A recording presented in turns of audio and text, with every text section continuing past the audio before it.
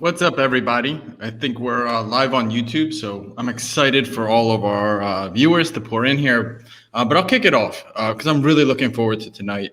I know I'm going to learn a lot, so I hope the audience does as well. But, I was thinking, how do I open today's episode?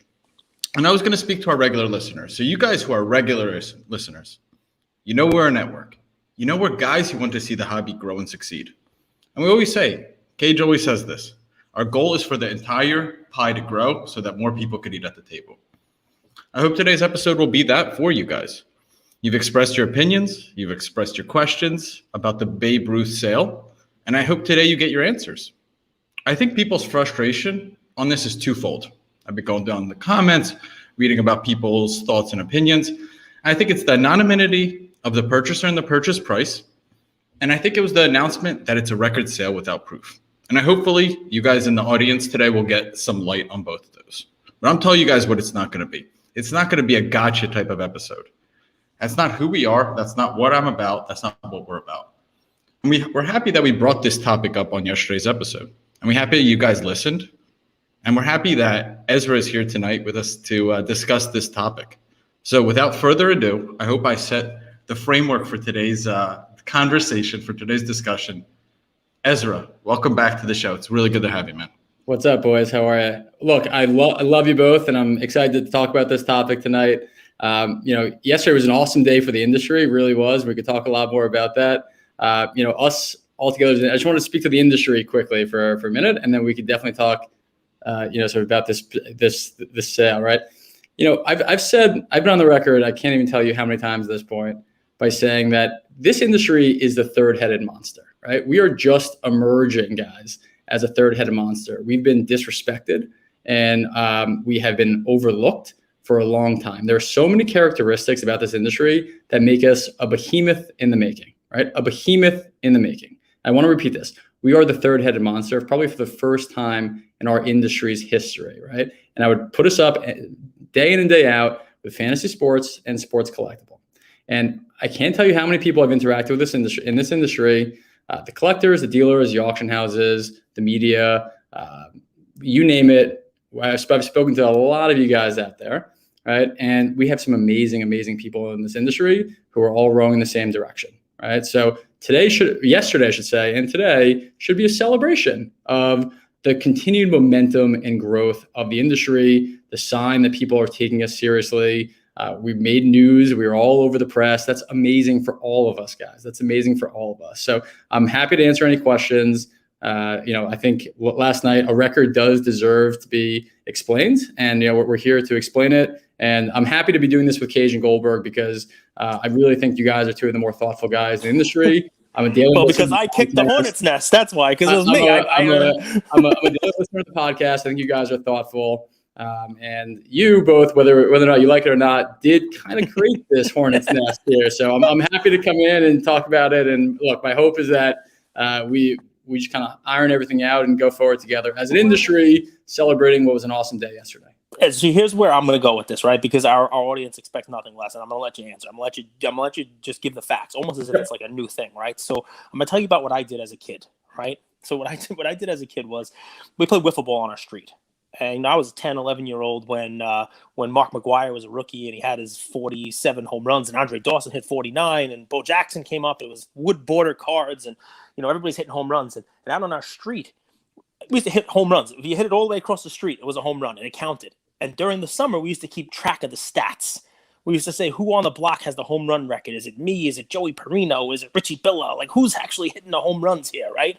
And I would hit home runs. I was a big guy, hit home runs. You know what I would do? I would go into my basement, which was unfinished, and I had one of these, pitching machines. I'd step on it, and it would pitch a ball. It was like air, push the ball. And I'd hit the ball, and if I ever hit it on a fly directly to the wall behind me, I counted it as a home run. And I'd go out the next day, and I'd tell everyone I was in the home run lead. I had 50 billion home runs that summer, right? I know no one saw it, right? It was in my basement, these home runs. But trust me, guys, I whaled that ball. I mean, I killed it. I'm the record holder, right? I'm the home run champ. Forget about McGwire and Andre Dawson. It's me. It's me, Cage. Boom, home run after home run. Does that count? Because I don't think it does. If it happens in darkness, in an unfinished basement instead of out there on the street with the kids watching, right? With the publicity that comes with those home runs getting hit and everybody seeing them, can I really claim that I'm the record holder? Now you get where I'm going. Yeah. Why don't you tell the folks listening why this is a record? What you can say. All right. So for a little education of people, and you guys both know this, but I want to make sure that all of your listeners know this, right? So in this industry, there are what we call public sales, right? Which are kind of auction house sales or eBay sales, ones that are public, right? And there's private sales. And believe me, right? A lot of these auction houses make a lot of money, private sales, and there's a big industry happening privately. People don't always hear it, especially in the game worn market. I can't tell you how many big sales we know about through our intel that happen that nobody else knows about, right? So, as it relates to this particular card, and again, we are a new platform. The last thing in the world we want to do is damage our own credibility. And the last thing we want to do is go on the record and make a huge PR stunt like we did yesterday and not have the facts to back it up. That's right. So, of course, we thought about this too. And we got confirmation from the buyer, from the buyer's attorney in writing, right, that the sale for this 1914 Babe Ruth card, Baltimore News, was in excess of $5.2 million. I want to make that very clear. We have it in writing from the buyer, from the buyer's attorney on legal letterhead saying that a sale took place for this asset, for this card, in excess of $5.2 million. Right. So let's just stop for a second and make sure that point is made, right? So even though the buyer wants to remain anonymous, and even though we are not going to get an actual sale price, which is a little different, there are plenty of people who remain silent about their prices. There are private deals all the time, and it happens, and people don't want to, don't want that publicity. We're not going to know the price, but you can, on the record, as somebody who has more regulations than most in this hobby, say that it did sell for more than $5.2 million, but we don't have a price. Correct. Yep. And look, we're simply the platform, right? So I also want to take a step back and really educate people. I think this is honestly a great opportunity for Collectable to explain ourselves and who we are and what we provide, right? So again, we are a platform company, right? Our mission is to democratize this industry, to provide opportunities for buyers, right, of all income brackets, all across the country, hopefully all across the world soon, and sellers, right, to transact in a different way, to get liquidity, to get flexibility, right, and to modernize the world of sports collectibles, right? We have been so consistent on the record of saying anything we offer on the platform is an offering. No, we're not holding anyone's feet to the fire. We're not telling you have to buy everything. No one's forcing you to buy it. We highly encourage everyone on any deal, not just a record setter, on any deal, to do your own homework, do your own diligence. If you don't like this at this price, you don't have to buy into it, right? But again, we are a platform company that offers people the opportunity to buy and sell at a price. Okay. We've had most of our IPOs sell out really quickly and effectively. But we have had some cases where people didn't like the price and they just didn't fund, right? So ultimately, the market will speak for itself on this particular card. But again, we have it on record, and our job is only to honor the buyer's wishes, right? I think you can look at the auction houses, and people don't hold the auction houses' feet to the fire when they have record sales. They don't disclose who the buyers are, at all their auctions, right? It's we're a platform. So, but if we're being honest, I don't remember the last big auction house that came out and said we have a record price. It's a ballpark around. We think it's sold for more than X. Every one of those announcements is a price. Yours is not a price. It is a valuation that you're offering something at, based on a price that you can't tell us. So you can see how that gets a little murky, right? So let's talk valuation here too, right? Because I think this is also sort of a next step, right? So regardless of if this guy paid 12 million or 1 million or whatever it is, right? Collectible also has a process too where we effectively value things. We have experts like some of the biggest auctioneers, appraisers, collectors, all that stuff on hand internally who vet and sort of evaluate every offering that we could potentially do, right? Our mission is to take things to the public and we believe to be fair prices, right? Again, as both of you guys know, whether it's in the collectibles market or the public markets or any market in the entire world, there is no science valuation.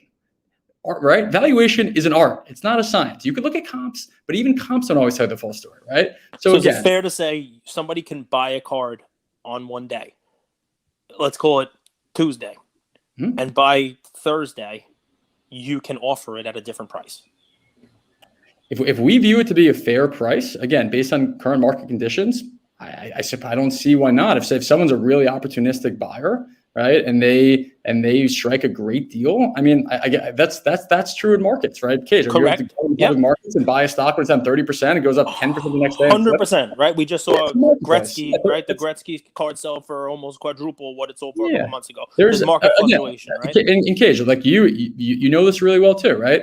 Look, markets over the long term are the most efficient pricing mechanism we have. That's not to say markets are always perfect, right? There are inefficiencies all the time short term. There are, believe me, Hugh, right? In public markets where there are millions of traders every single day and millions of institutions, that's a far more efficient market than the collectibles market today. The collectibles market is really a very inefficient, immature market today.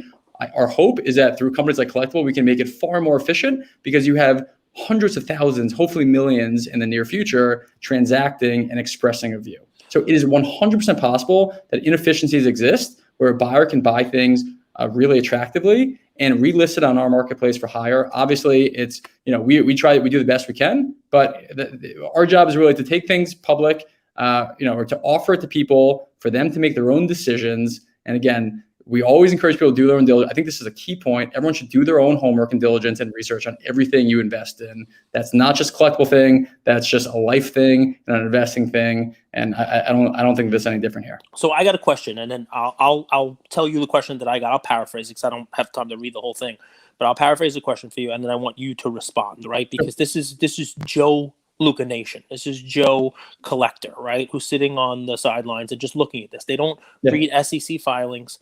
They don't even understand half of what I'm saying because I don't even understand half of what I'm saying sometimes. So I got marbles in my mouth, right? But they see this from the sidelines and they say, okay, there's a couple of players in this, right? There's a couple of players. There's the guy who's buying this card is obviously wealthy, and you got Collectible, who's a platform, right? And now we have a transaction. Somebody sold the card, right?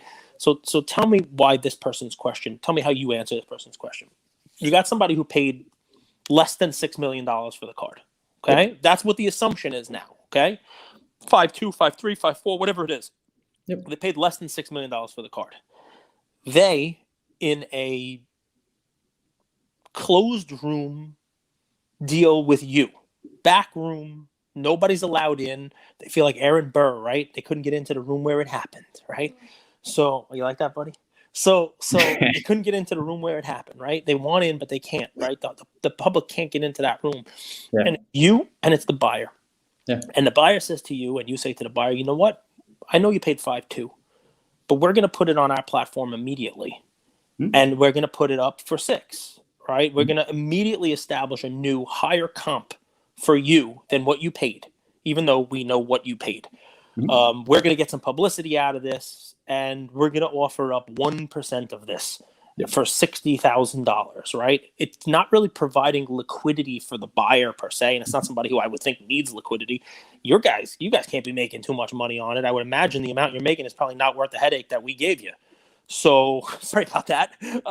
But so tell Joe Public, Joe Luka Nation, who's sitting there going, do we just have a collusion of a house that's looking to get some recognition for themselves, say that they're the ones brokering the highest priced, highest value card ever, and you got a buyer who's basically looking to create a 15% bump on his comp using you guys, and everyone's using each other, and then Joe Public is sitting there saying, this didn't sell for $6 million. What the hell's going on here? So talk to those, because believe it or not, that's what people are saying. That's what people are sitting there saying. They're saying, okay, I feel like there's a rug pull going on here, right? And with a company like yours, we've had you on. We know that you have stricter guidelines than 99% of the people who are in this hobby, right? And we know you're doing this above board.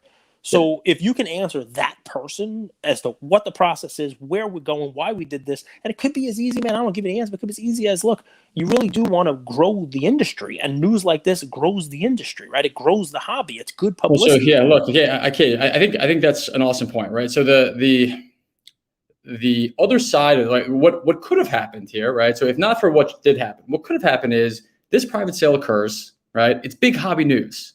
right? It's big hobby news, and it doesn't get disclosed. It doesn't get publicized, right? So our two options were, you have an amazing sale where you could have an incredible, I mean, I don't think anyone disagrees that this is an incredible asset, right? So the two options are, you could have a record sale taking place. It sits in a wealthy guy's closet probably, in his vault, and no one ever knows about it. And you don't get the publicity for the industry at large, right? Even though it deserves it because it's an amazing accomplishment, an amazing day for the industry.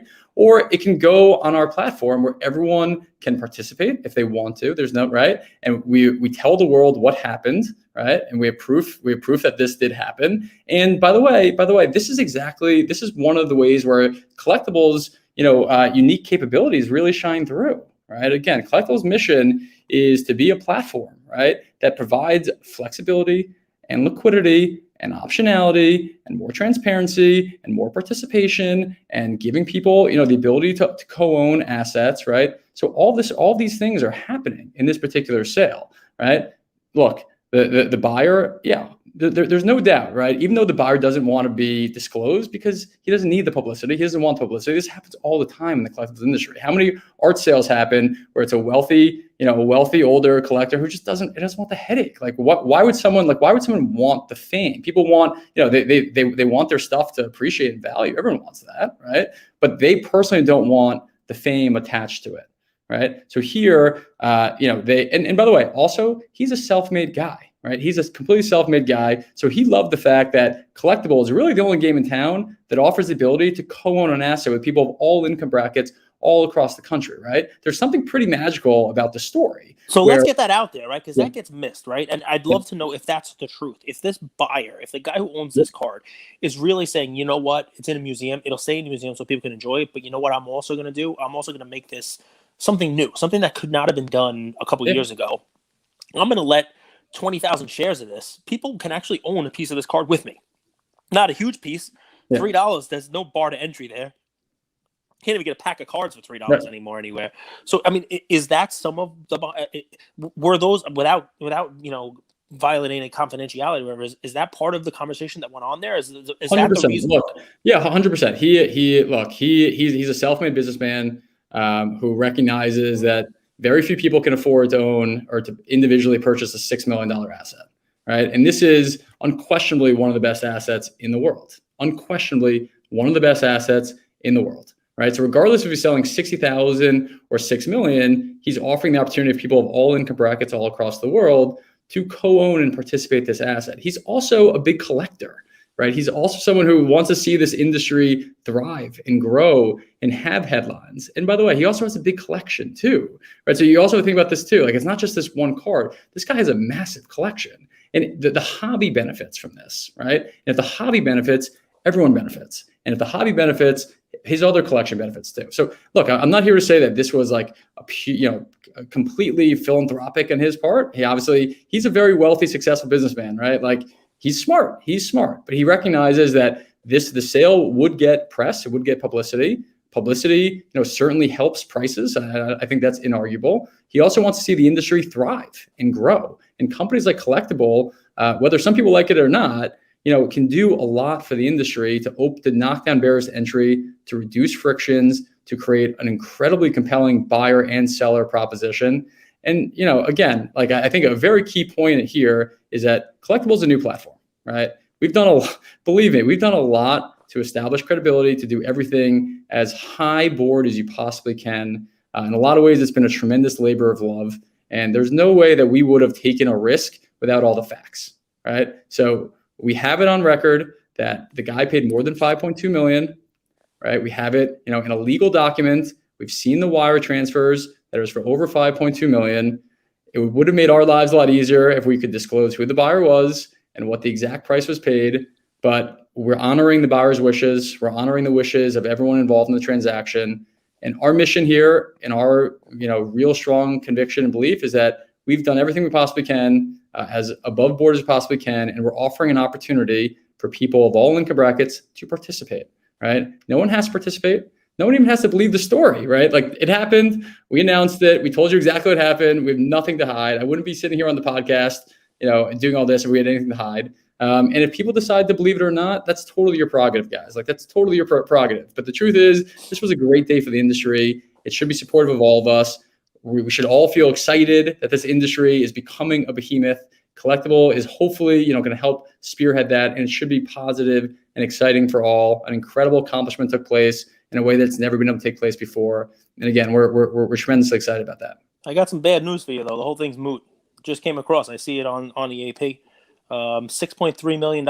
Andrew just paid me for an ungraded Tyler Hero base rookie. Base prison. 6.3. Look, he sent it to me in Ethereum. I got it. I swear. That's awesome. Look. That would be great for the industry, right? Like by no means are we saying that this is the record in perpetuity. The record probably broken in 2 weeks from now, right? We've seen that time and time again. How many records have been broken over the last 3 months, right? I mean, it's great. It's great for the industry. It shows momentum. It shows enthusiasm. It shows real money coming in. It's supportive of the entire industry, right? So this will probably not be a record for long, but what it shows is that, again, there's momentum, there's excitement. The best assets continue to separate themselves, right? We've seen a lot of price bifurcation where some assets are going down because they're not that scarce, they're not that rare, and other assets continue to go higher and higher because there's real rarity and there's real scarcity, right? So I think the haves and have-nots have been sort of separating themselves as of late. This is an iconic card. Yep. So and again, I want to make this also very clear as well, right? So let's talk math and multiples and sort of how we felt confident about this valuation. Again, I want to be very clear here. Our business is not to make any forward projections or guidance. Yep. We highly encourage everyone to do their own research and all that stuff. But I think a little perspective on the price of this asset. So before you do this, because what we're about to embark upon is figuring out how the $6 million valuation is reasonable, fair, accurate, maybe even low. He's not allowed to say that. I can say it. But here's the fun part. Before we get there, I want to make sure everybody out there listening knows you are not saying this sold for $6 million, right? People who glossed over. I want to be I'll say this 10 times over if I have to. I'll say that. I'll repeat myself 10 times. Okay. 10. Here we go. All right. The card sold in excess of $5.2 million. I'll say it again. Yep. The card sold in excess of $5.2 million. Right. The card did not sell for $6 million. I'll say it again. Perfect. The card did not sell for $6 million. So now another thing for the repeating. Yep. All right. Any mention on social media or anything like that, if somebody posted it and you liked it or potentially reposted it, that's not you saying it sold for $6 million, correct? Because if people are saying that just because somebody mistook it or got a headline wrong, whatever it is, I want to make sure I give you the opportunity not just to say it didn't sell for $6 million, but that it's also not your intention, I don't think, to lead people to believe it sold for $6 million. Yeah, correct? Right. Look, it was an incredible. I'm sure people can understand this. Yesterday was an incredibly exciting day for our company. Yep. Right. We got a lot of publicity. We got a lot of press. We got a lot of likes. We got a lot of comments. Our social media team was on a liking spree yesterday, retweeting spree yesterday, all that stuff. If we accidentally liked or retweeted one thing that said 6 million, it was not intentional. We were not trying to mislead anyone. It was an incredibly exciting day. So again, I want to be very clear here because this is incredibly important. The card sold in excess of 5.2 million. The card did not sell for 6 million. We are offering 1% of the card to the public at a $6 million valuation. 1% of 6 million is $60,000. We're offering $60,000 to the public on IPO at $3 per share. People can take it or leave it, right? Take it or leave it. You don't have to invest. No one's holding your feet to the fire on this. We did take, an indication of interest yesterday. You may have seen this. We sent out something. There was an indication of interest on this card, and we got multiples upon multiples upon multiples of interest at that $6 million level, right? So here's another thing, which I find this just a little ironic too, that people are harping on how this card is not worth that. Well, look, when something sells at an auction, and Cage and Goldberg, I'm going to ask you this as questions, right? I won't lead. I'll ask you guys as questions. When something sells, and I want to ask both of you guys this question. Okay, I'll ask you first, Cage. Yeah.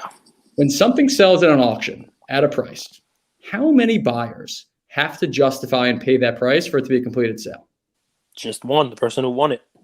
Okay, Goldberg. When something sells at an auction, how many people have to justify it and pay that price for it to be considered a completed transaction? I don't know if this answer. I'm a free market guy. The price is what people will pay for at the end of the day. Right. You guys have seen how Collectible works for 8 months now. How many shareholders on average do we get on any particular IPO that we do? hundreds and thousands. So you got 20,000 shares here, right? So I mean, I'd love if you're limited to one per person. So and still sell out. hundreds of people have to agree to a price of something for it to be a completed transaction. So the market has already spoken and saying, we'll pay well in excess of what you guys are offering at this price, right? So, I think that right there is validation of the price, regardless. And Cage, I'm actually curious, Cage, when you asked other sophisticated collectors and buyers in this space what they thought the card was worth, what did they say? That the $6 million is not unreasonable because there's only 10 of them. And although most people want the blue one, and my co-host thinks it's the most hideous card on earth, I think he's coming around to it. The fact that was a quote unquote of what I said when I saw this sale. the fact that it's Babe Ruth, the fact that the last time it sold was 2013, and so many other cards had multiples that are crazy since then. I would not have a difficult time justifying the 6. And I don't even think the commentary that people came up with though is about the valuation, Ezra. And you can go through it and figure out the 6. I get that. As a matter of fact, I don't even think if you came out right now and said that the thing sold for $6.5 million, I don't think any.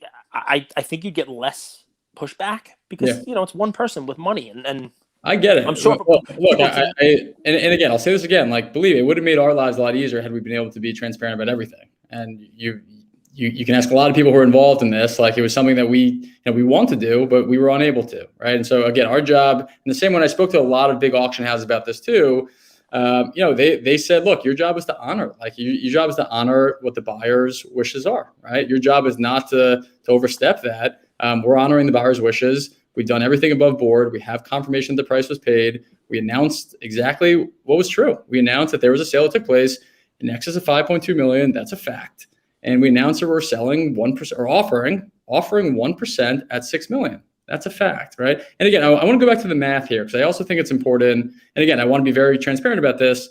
We're not saying this is an amazing deal. We're not telling people to buy. We're not telling people it's going to go up. We're sort of just giving our justification on how this valuation arrived, aside from the fact that a transaction occurred that was in the ballpark of this, right? I can't tell you exactly what it was, but it was close, right?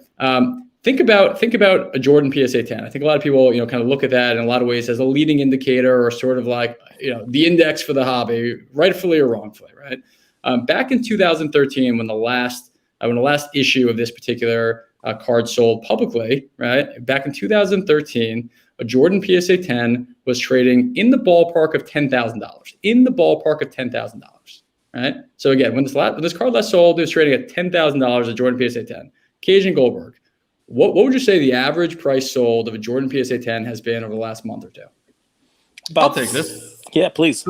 300 to 350, depending on centering, condition, new slab, that stuff.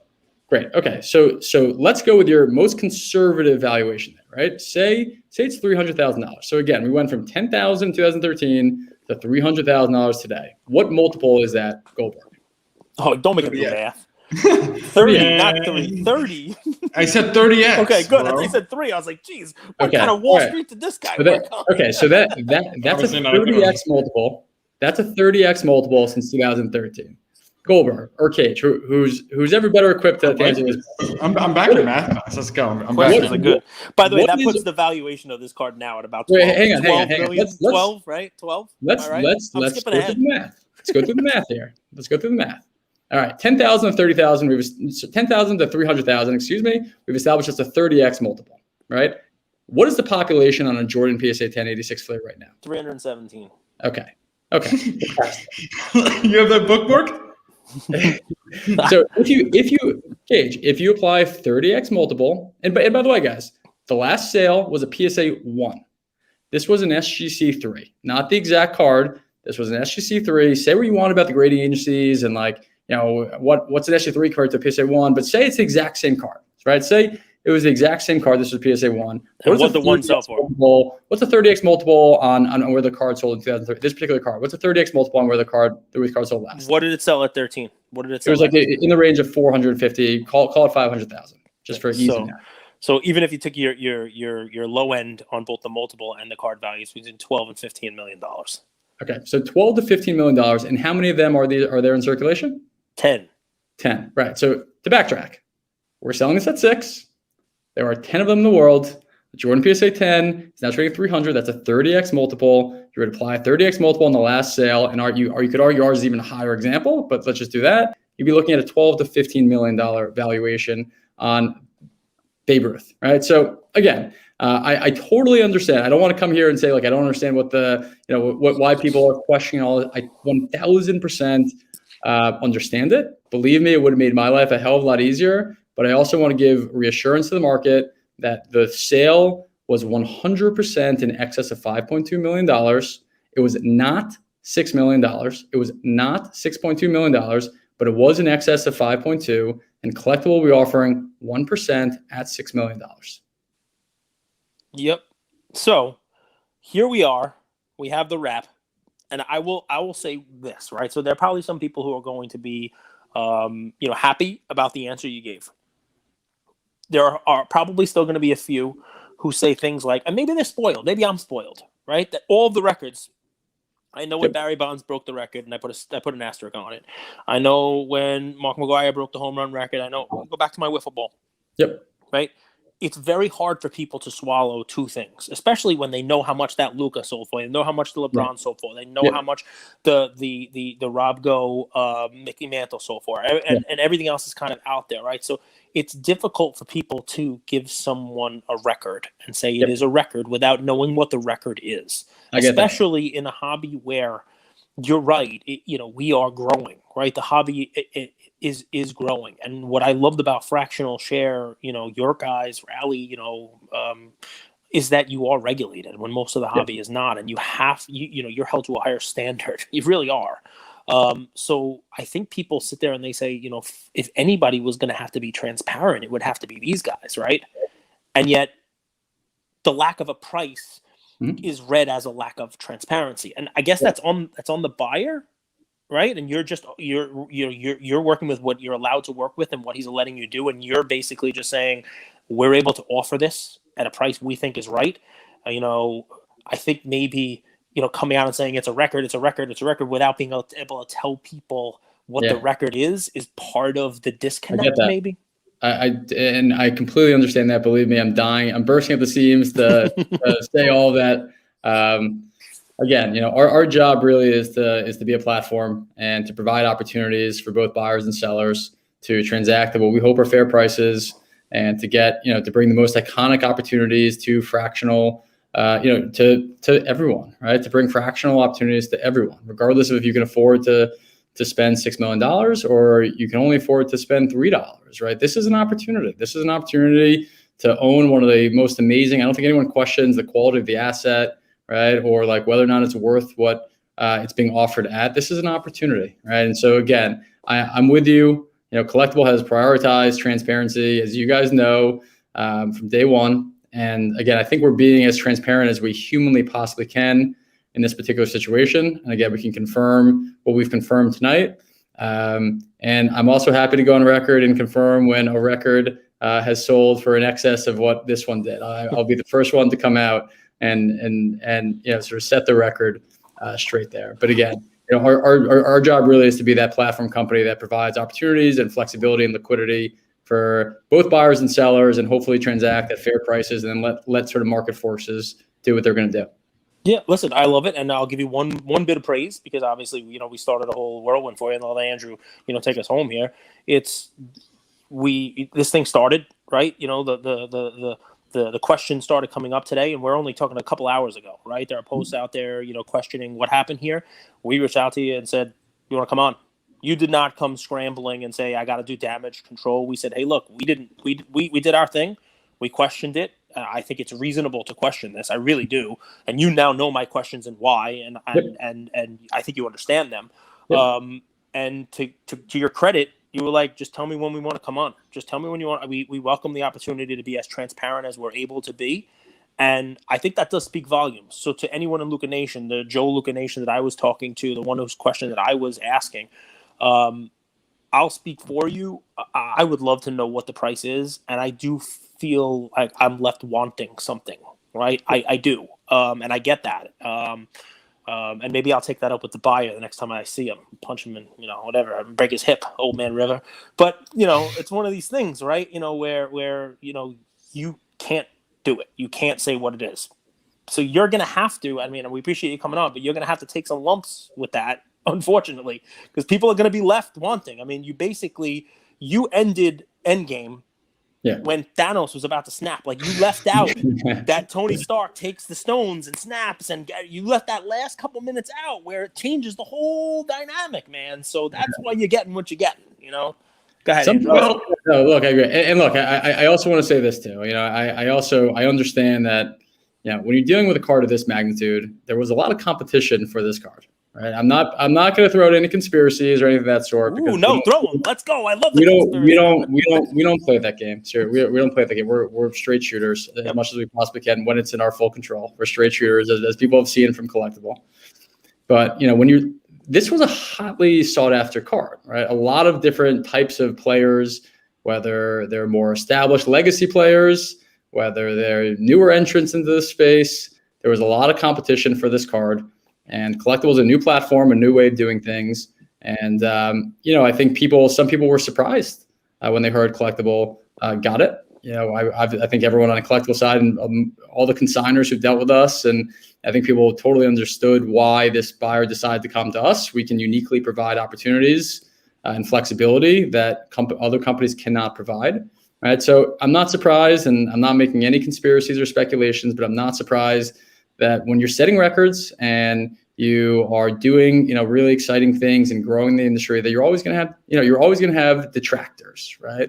I mean, show me one company, show me one athlete who is succeeding in a big way. And again, like I'm a huge Knicks fan. I was at game 2, you know, the Knicks Hawks recently, where people were chanting, you know, profanities at Trae Young. I was probably one of them. I mean, not probably, I was one of them.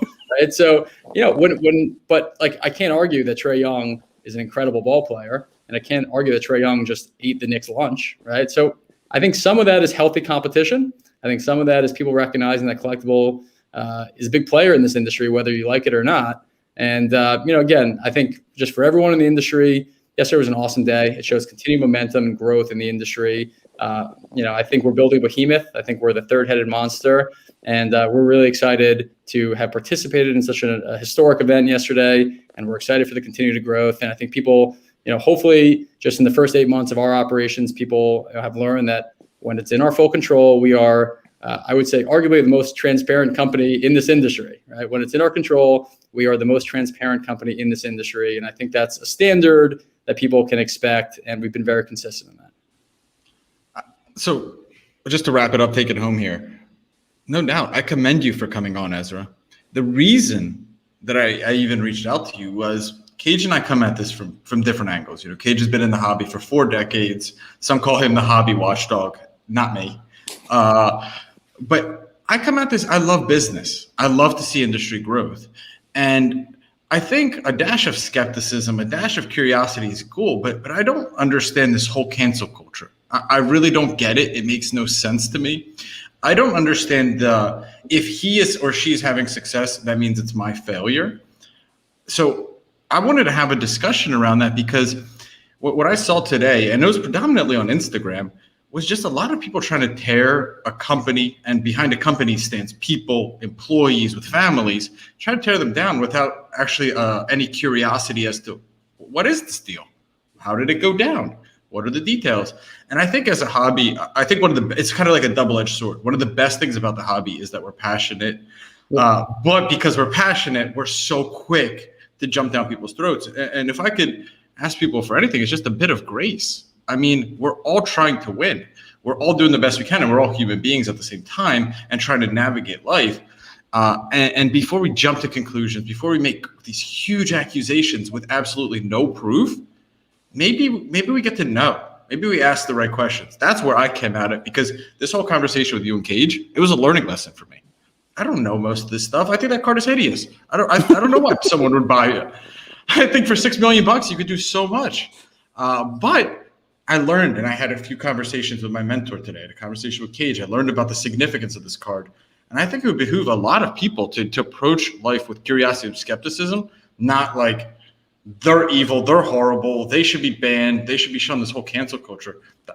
That would just cause prices and the hobby to collapse faster than anything. So that's, I know, Big Quiet, Luka Nation, and my fan base, that's where I came at this thing from. That's my true feeling. So I don't know if that's a good place to end it.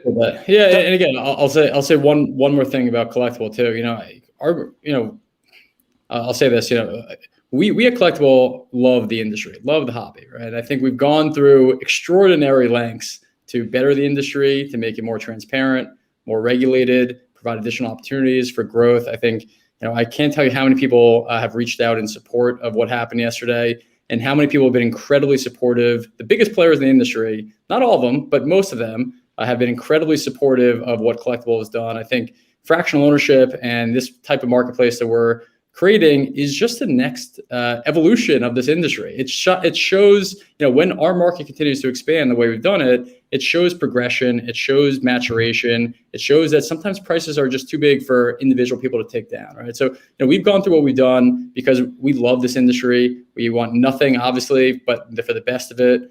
We've spoken to a lot of you in the industry. Collectible has supported a lot of you in the industry. We try to showcase different types of companies. We have auction houses on, some people could think auction houses are competition for us. We feature you guys, right? We feature you on our podcast. We feature you on, our weekly news summary. We're supportive of all this because our view is not, this is a, sort of one person wins, one person, this is not a zero-sum game, guys.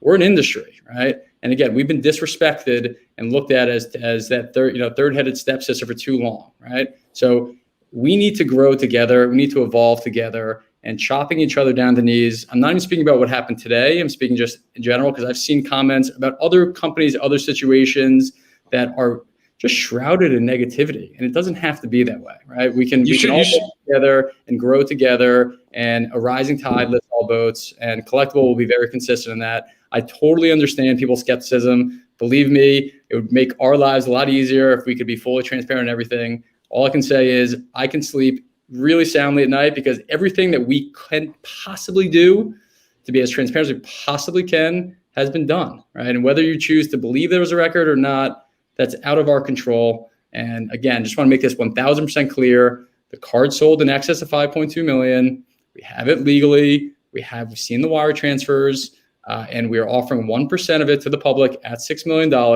People can buy it or not buy it, choose to buy it or not buy it. We encourage everyone to do their own homework. And again, we're just excited for the industry.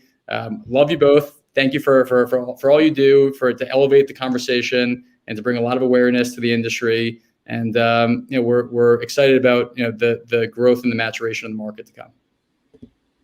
Andrew? Love it. I just wanted to share a few comments, from the audience. Good. Joe B, congratulations, Ezra. It's incredible what you have done to scoop this card away from the big auction houses. I was going to say, I'm not surprised you guys got the card because from my dealings with you, and guys, I invested $500 into a Ted Williams card, but just any questions I had, anytime I emailed, shout out to Dan from your team. He does an amazing job, and it's an amazing culture you guys are building. Geraldo, so Cage, you know who this is. They call you Geraldo. Geraldo Rivera, because he went into Al Capone's safe and found nothing.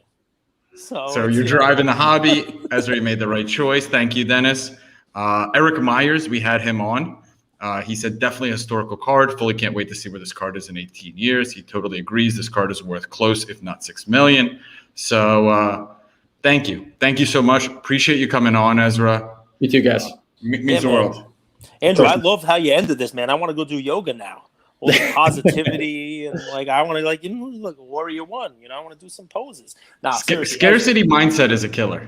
Yeah, listen, dude. We appreciate you coming on because I imagine it's been a whirlwind 48 hours.